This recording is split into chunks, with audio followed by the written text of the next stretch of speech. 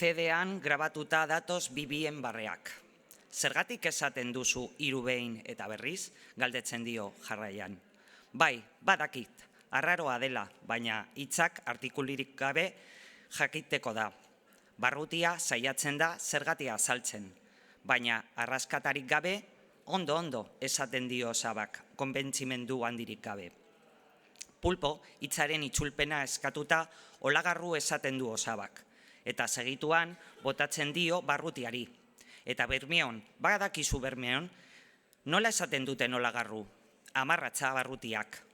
Hori ba, amarratza naiz eta olagarruak 8 hanka dituen. Bermeon, hitz asko dira desberdinak, jarraitzen du Sabak. Haiek atuntzoiak esaten dute, guk ez. Guk atuntzoriei Martinak esaten diegu. Gozoak dira saltzan.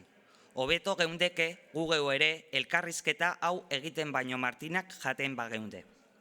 Martinak oso pentsatuta, ubarroia baino Martina izango zen seguruago Bastida gazteak lehorretik 1500 ikusi zuen txori hura. Martina baita lehorretik urrunen joaten den hegaztia.